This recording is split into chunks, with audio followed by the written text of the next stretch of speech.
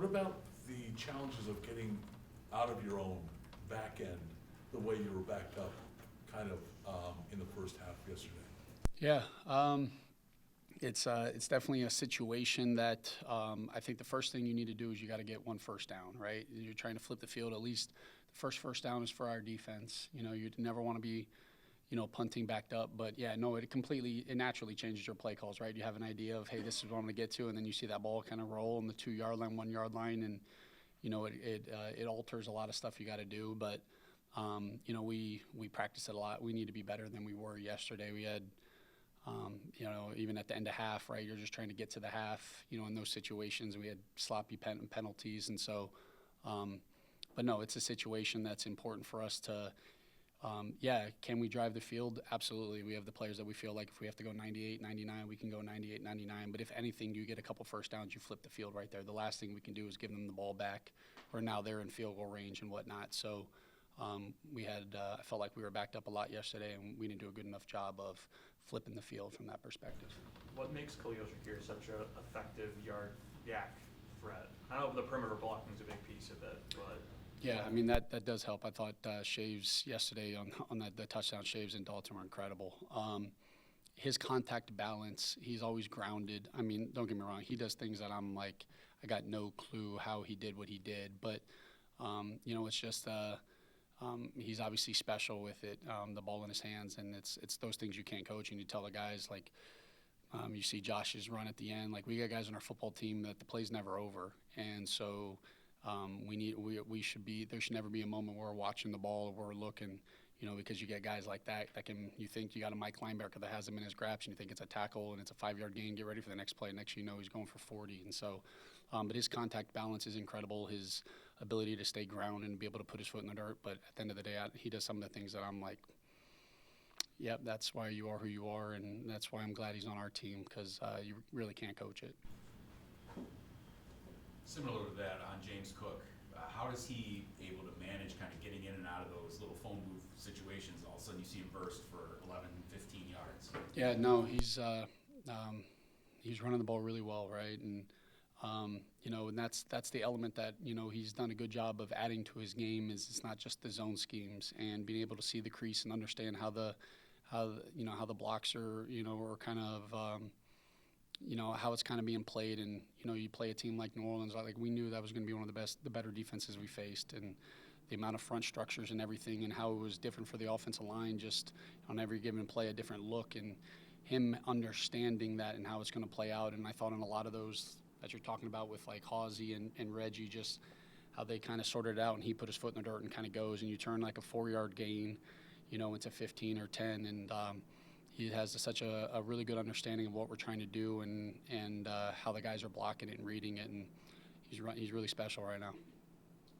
About Jackson's ability to process different things. What is he like in a meeting room, or just like how he approaches studying? Ozzy's he's quiet. Rob would have a much better feel. He's with him 24/7. But for me, he's quiet. He just kind of takes it all in. He's a man of he doesn't have a lot of words. But if you have conversation with him, he can talk about anything and everything. But like in a meeting room, he's just processing, understand what he has to do, and doesn't ask too many questions with it. He's just tell me what my job is, and I'm gonna find a way to get it done kind of guy. This offseason about Dalton Kincaid and how he responded to what was considered an inconsistent season last year. How have you seen him respond now 4 weeks into the season, given what his production has been? Well, I think he's playing confidently. I think you feel that out there. I think you see that both in the pass game and in the run game. I think his blocking is I don't want to say much improved, because I thought he did a good job at it, especially out on the perimeter, but he's doing such a great job at it. And look, I think you look at a game like yesterday, and as the game's going, it's like, hey, I haven't got Dalton involved, and when he's playing so well, and that's got to be something that it's got to happen earlier. And that's where, like, that last drive, it was like, hey, let me try to get some plays, get into a game on the line. Let's get some of our guys. And he obviously made that big play at the end. But he's playing confident, and I think when he's at his best, like he is right now, good things happen, and he's a matchup issue for teams. And as long as we can get him continuing to play like he is, good things are going to happen. Is he notably stronger? I mean, did he bulk up, or was it conditioning that he spent? I mean, honestly, just getting healthy, and naturally with that, right? More years in the league, you're going to get stronger, and but a lot of it was just getting healthy and be able to, withstand some of the stuff that at the end of the year last year he couldn't make some of the cuts or put his foot in the dirt and withstand on some of the blocks, and I thought he had a great training camp, and it's translating over. And look, there's opportunities that he's out there, and like Josh's scramble, where Josh, was incredible on the last drive of the game. I thought he made an incredible route. If Josh hangs in the pocket, he rips it to him. Josh is a absolute stud and puts his foot in the dirt and goes and gets 20 on his own. And so, but I love where he's at, and obviously we got to continue to improve. He's got ways of his routes that he's putting on tape, and now how can he kind of evolve that now that people are seeing him. But I like where he's at right now. Hey, Joe, you guys have scored 30 plus now, 4 games in a row. Last week we're asking you about Josh pushing it down the field, and this week we're asking you about the second quarter maybe kind of going through a lull. Mm-hmm. I recognize that perfection is pretty tough to attain. So how do you view the idea that maybe there have been some lulls in games and some areas that statistically or otherwise you'd want to work on, while also recognizing that you are 4-0 and scored 30 plus? Yeah, it's no, it's real. It's we've never talked about the points, right? It's hard to score in the NFL. It's hard to win in the NFL. But we've never focused on the result of like, all right, hey, if we score 30 points, then hey, good job. We have a standard by how we perform, and look, we get 8-9 drives in a game. We need to capitalize on them, and I'm just as pissed every time we don't score on a drive. Are we chasing perfection? Yes. Are we going to be able to score on every single drive? I know we had the playoff game that I wasn't here, but that's really freaking hard. But that's what our aim is, and that's what we're going for. And but we try to have the mindset that regardless of the wins or the losses, the day after the game when we're watching the tape, we're having the same accountability and approaching it the same way. Because what I don't want is, hey, when we lose, now let's kind of go through it and figure out, hey, what was the details, what was wrong, what were the issues, and when we win, it's like, yeah, that's okay. Like those are the smoke detectors that are going to get us beat in the long run. And we're playing really good football, and there's a lot of good out there, but we're leaving stuff out there.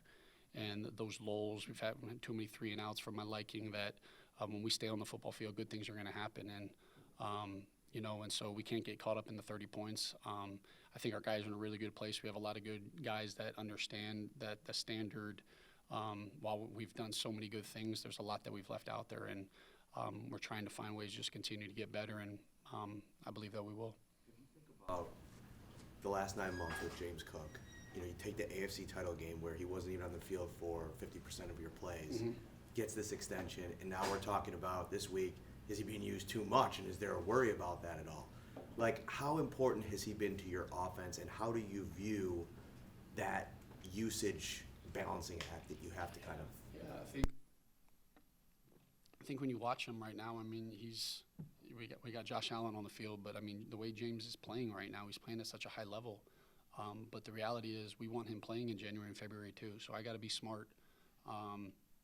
That's not to say he can't do it, but we have too good of a running back room for him to be the only one toting the rock. And I think sometimes I get caught up into, sometimes we tag plays, like that's what happened to Kansas City. Sometimes it was, hey, we get some plays where, hey, we're going into the game, this is a mindset of, hey, Ty Johnson's getting this, or Ray Davis, but there's some games we haven't had a lot of plays, and so it's like, hey, you know what, we should feel good, hey, just getting right back out there. But I have to trust our guys.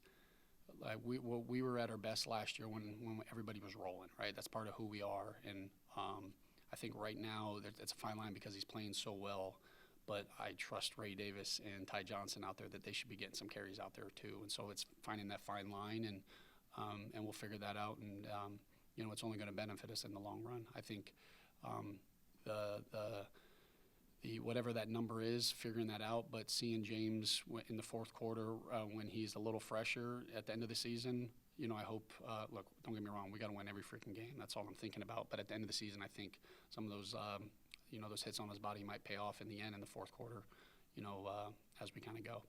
Just to follow up on that, where would you assess where Ray Davis is right now?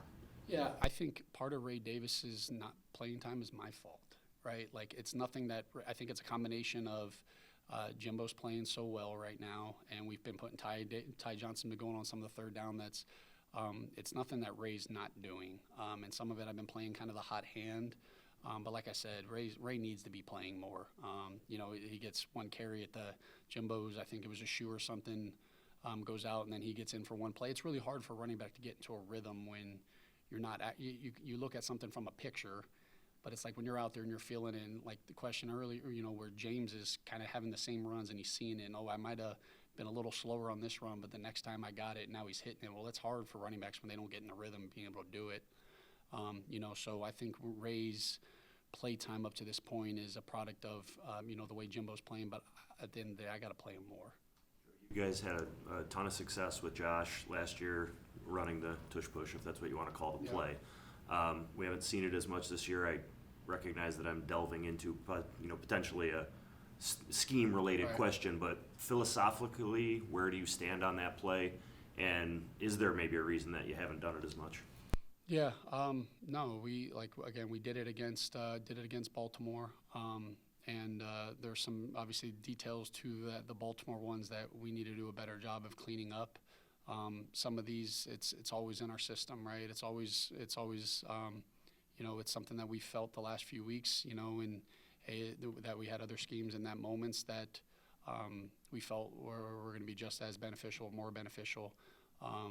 Some of it sometimes is some of the toll that I might take on Josh Allen. You know, you break your nose in the middle of the game, I might not be, you know, doing the QB sneak as much or whatnot. But like it's, you know, you get like a moment yesterday. It's a 3rd and 1.5, 3rd and 2, 4th and 1.5, 4th and 2. It's like, you know, to go 2 plays without Josh Allen having the ball in his hands.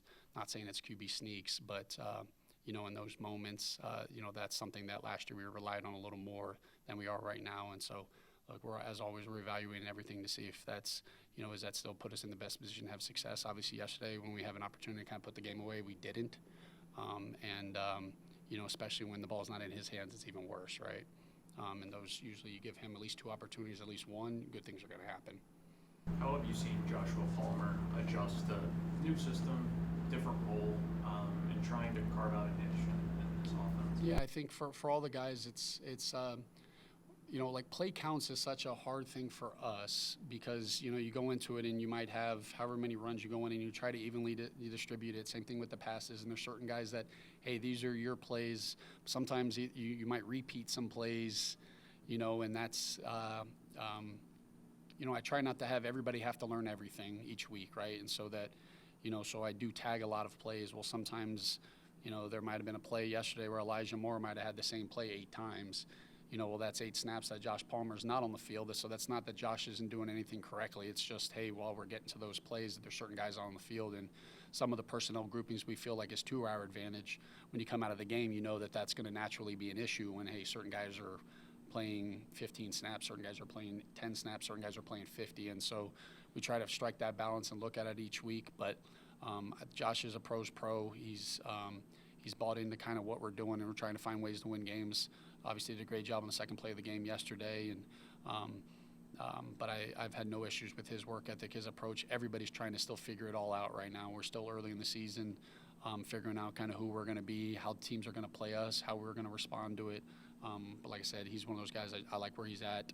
But like anybody, I can name about 10 guys I'd love to get them more involved, right? It's kind of everybody that we have. It's one of the great problems we have is we got so many guys that you love to get the ball in their hands, but when you're winning football games, it makes life a little easier from that.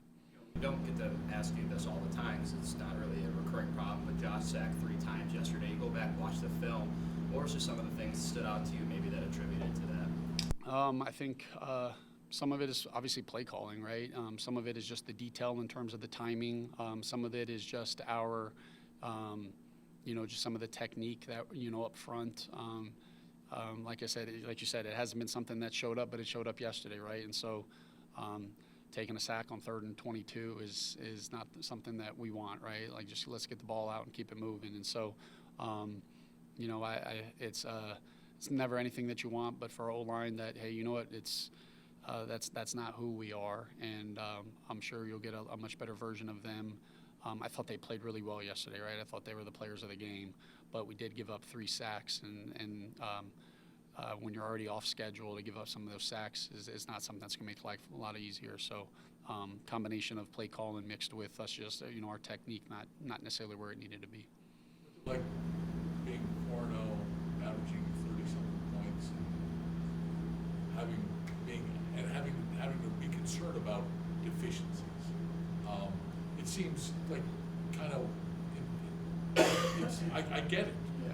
But to be in this position, how nice is it to be in this position to be talking about addressing deficiencies as opposed to, in this position? Yeah, I think 0-4 or 4-0, the approach can't change, and sometimes I'm not necessarily based off some of the questions that I can understand some of the deficiencies that you guys might see, but that we might see it as there's others, or there's some other things that just like sometimes there's tendencies that we want, because we think that can benefit us based off of certain looks, and so there's never a time where I feel I'm always confident in the guys that we got and what we're going to do, and we always have to improve and continue to go.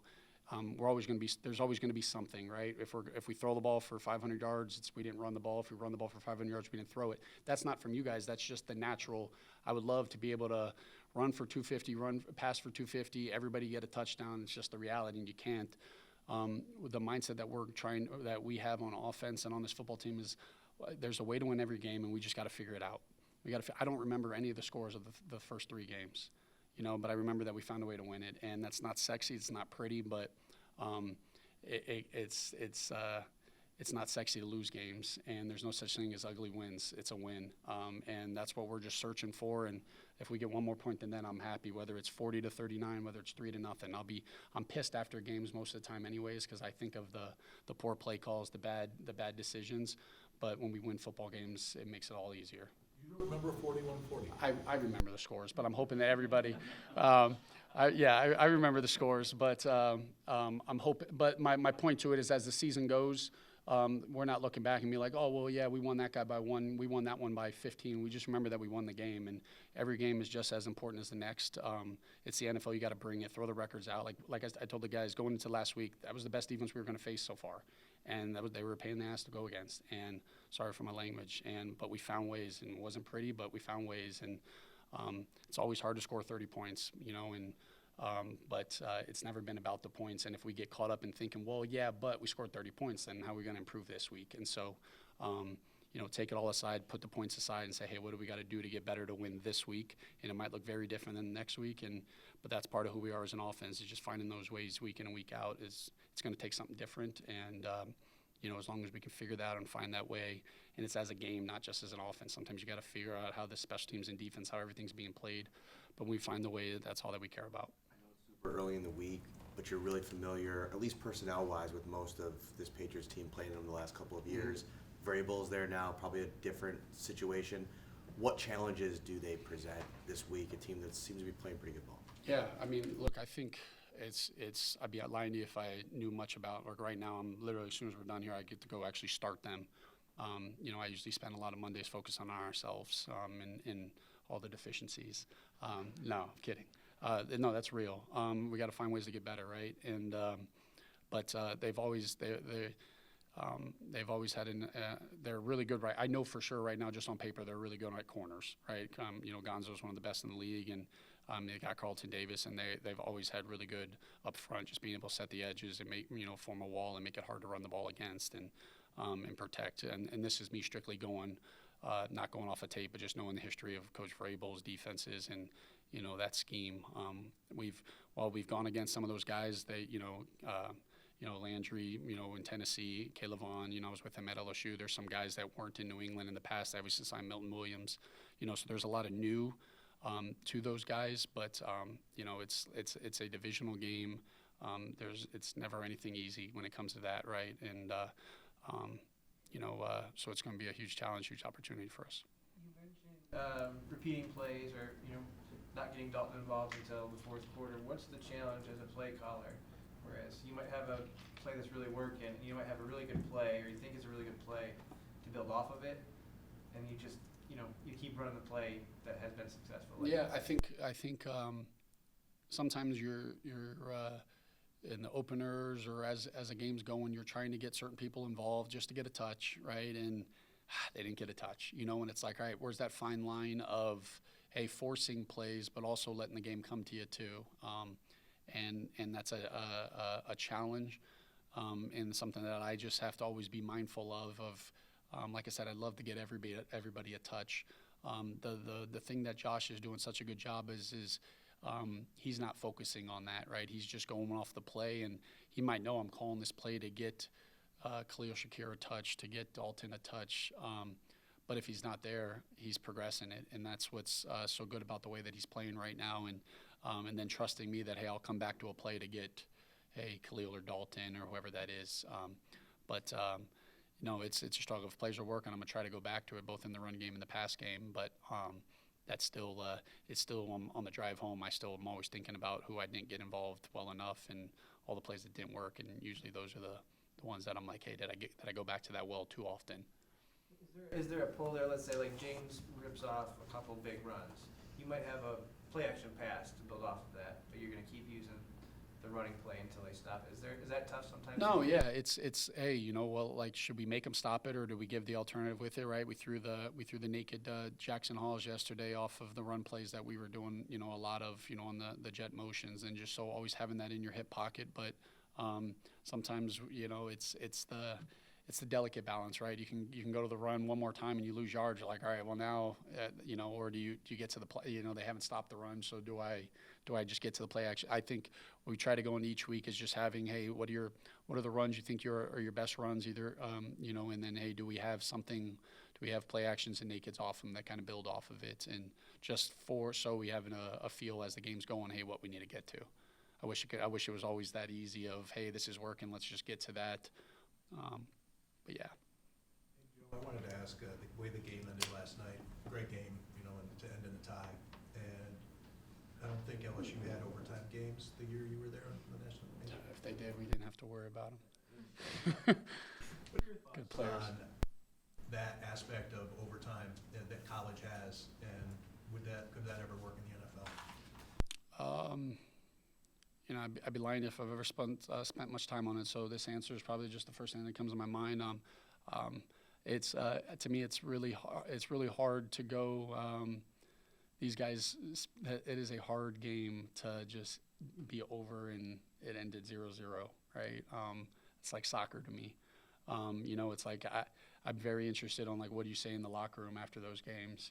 It's like it's like, hey, you made the game tying kick.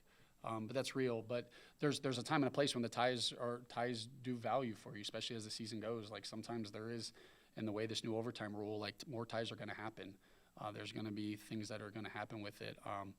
I like watching college. Now, college football is even a little different now. It gets to like 2-point plays and whatever, and it gets a little crazy as that goes. But I think there is something to, hey, we play until there's a winner. But that's way above my head, and that's just me just blurting without thinking through it. I'm sure there's way more that I'm like, yeah, I don't actually think that, but that's just right to my head.